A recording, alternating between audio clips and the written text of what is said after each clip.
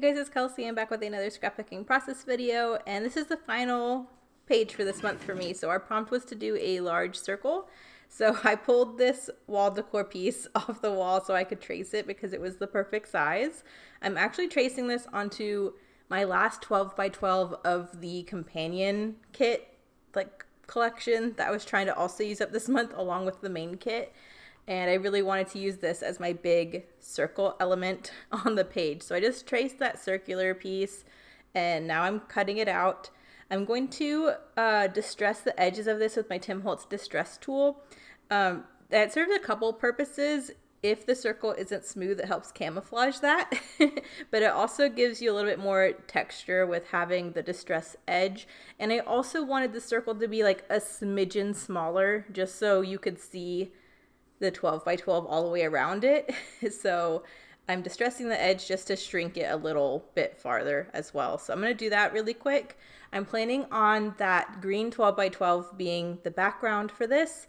And since I have this giant circle, I'm going to gut a big portion of that green that's going to be behind the circle so I can incorporate it into my layers. So that's my goal on this one.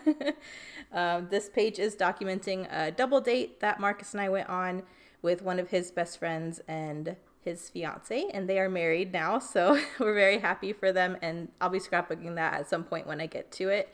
But we decided just to go out for brunch one weekend, and they gave me permission to scrapbook them, so I'm happy to have a group picture where I don't have to put sticky notes over people's faces.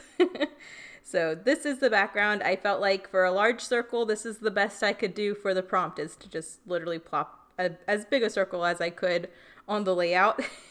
And now I'm just marking the corners so I know how much I can gut from the background. So I'm going to do that very quickly. I love the green papers in this collection, so I definitely wanted to salvage what I could because I feel like this paper is very important with all the busy papers in this collection to give your place and eye to rest. So I didn't want to waste all of that lovely green paper by just covering it up. So I'm going to piece this back together now and get going. So I have just one 4x6 here, which is nice. I know I have several scraps I can use to layer with it. So I'm just trying to figure out which ones I want to use. I'm trying to stick to these basic kind of nice green patterns. And then I'm throwing in a little bit of pink because there is some pink in that circle pattern as well. So I'm just using a scrap of this piece that I used to make the giant heart from the heart prompt. So I'm going to get that piece together on there. And then I'm also going to try to pull back in my One Canoe 2 sticker book because now that I remember it exists, I want to try to use it on the last couple pages that I'm doing. So I know this is the last page you're going to see this month before the layout share, but the page from the 24th was actually the final page that I did. So they're a little bit out of order since I had to do them with the proper prompts for Scraptember. But here are my kind of basic layers that I'm doing.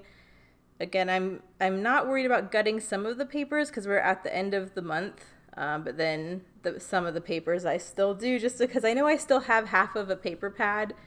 Since I only pulled out half the papers to use for How to Kill a Kit with Style this month. So I'm not too worried if I have leftovers because they'll just roll over into when I decide to use the paper pad again. But I did want to get this final feather used up. I think the last feather I used I thought was the final feather, but it's not. This is the final feather. And I am very happy I got it used up. I'm going to commit and start gluing this stuff down. There's no foiling on any of the papers I'm using so far, so I'm using that gold feather as my excuse to pull in some more gold things. I'm not wanting there to be a ton of gold, but I do want enough to balance the feather, just so it's not the only gold thing on the page. And I'm pretty happy with how everything's looking, so I'm just going to go ahead and stick it down. Again, I'm not as worried about gutting on this page since it's kind of the end of the month. This one scrap here I'm going to trim into a fishtail banner just to give it a little bit of interest and break up all the blockiness. I kind of have the interest on the left with the feather, so I like having this banner on the right. I'm desperately trying again to use one of these tabs I've been trying to use all month long, but there's just a little bit of blue on it, and it's just driving me crazy because there's no other blue on this page, so I end up not using it. Here's my final chipboard insect, the other moth that I've been holding on since the beginning of the month. And I'm deciding to paint it, but I'm not making the mistake I did last time in using the thicker acrylic ink. There's just too much detail on this moth. So I'm going in with my Heidi Swapp Color Shine. The inks are like the perfect lightweight thing to paint these neutral pieces with, especially these metallics, because that metallic really packs on the color. A lot of other inks and mists might be more translucent, but this gold really sparkles. So I felt like it was the perfect thing to offset the feather. So I end up doing 2 coats of that. I don't know if I filmed the second coat, but I do 2 coats on that moth, and I think it looks so pretty, and I'm really happy I tried that again, because after the initial painting incident, I didn't paint any of the rest of the insects I used this month. But I'm happy with how this one turned out. So that's just drying up there in the upper right hand corner. Now I'm going through some other scraps to see if I want to layer up some more stuff. I'm trying to figure out how I want to finish this page. I really like what I have going on so far, but it's just lacking some embellishment. It's just lacking a little bit of interest. So instead of building onto the layers I have around my photo, I decided to create a cluster in the upper right hand corner that kind of mimics a lot of the papers and colors and like the banner from the photo. So I'm just using the same papers. I'm going to trim this into a mini fishtail banner to mimic the one below the photo. And I'm just going to create a little embellishment cluster in the upper right hand corner to kind of balance out what I have going on already and to just finish out the page. I cut this banner probably a little too short. I think I would have wished for it to be a little bit longer, but I make it work. I really only needed something for the butterfly or the moth to sit on, and so that size ends up working okay. Now I'm going through the other pieces, the other papers that I used in the photo area to kind of build out the rest of this. And so I have a scrap of this green I'm trying to use, and I'm going to layer the butterfly and a piece of this branding strip that I used on the bottom as well. So just piling some extra stuff on just to make it interesting. I do kind of wish in hindsight that I did more dimensional things on this page, because the butterfly or the moth and the feather are kind of the only thing that has dimension. Everything's very flat because it's all paper layers, and then I go in and add flat stickers. So that is one thing I am kind of debating if I want to go back and try to add something else that's dimensional. But design-wise, I really like what I have going on. So I'm just going to go ahead and commit with this moth, glue it to that cluster, and then I'll stick that down in the upper right-hand corner. And then I kind of get stuck again with thinking like, oh, I like the design so far, but it just needs a little bit more. So that's when I decide to go through my One Canoe 2 sticker book to try to find whatever I want to finish this out. But I like how it's looking, so I'm just going to try to keep rolling with it. When I go through the sticker book, I'm looking at that light pink color. I did find this Better Together title sticker that's in that light pink that I thought would be really nice, and it would kind of eat up some of the space that I have on top of my photo. So I'm going to go ahead and glue the photo down and commit, and then I will stick my title down. And I knew it would be a problem the moment I saw it, because this light pink is beautiful, but it is going over a patterned background, and I was worried about the legibility. You can read it, it's just it doesn't really grab your attention like I feel like a title should. So I actually do go in with a green marker and outline it, and that helps a lot. But before I do that, I just want to make sure the spacing is correct. So I'm trying to glue down the elements I already have before I try to space out where the title's going to go, because the stickers in that sticker book, because there's so many of them, they're very thin and flimsy, and I only have one shot, I feel like, to stick them down without tearing them.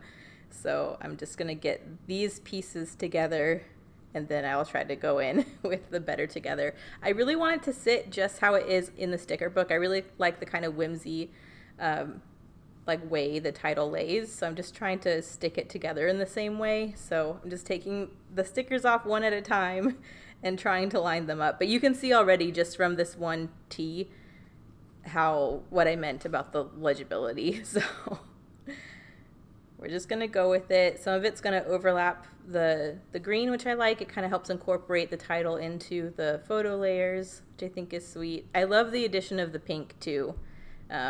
just because I have several green layouts and I wanted a couple pink things to really pull the pink in from the circle.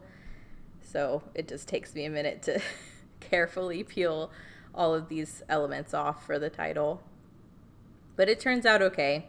And I probably should have made sure I had the proper green before I started doing this, because I knew I wanted to outline it in a green. And I played it a little risky by sticking it down without making sure I had a good green. And the green I wanted to use was actually out of ink. So I had to use a different green, but I think it works out okay. So you can be the judge by the end.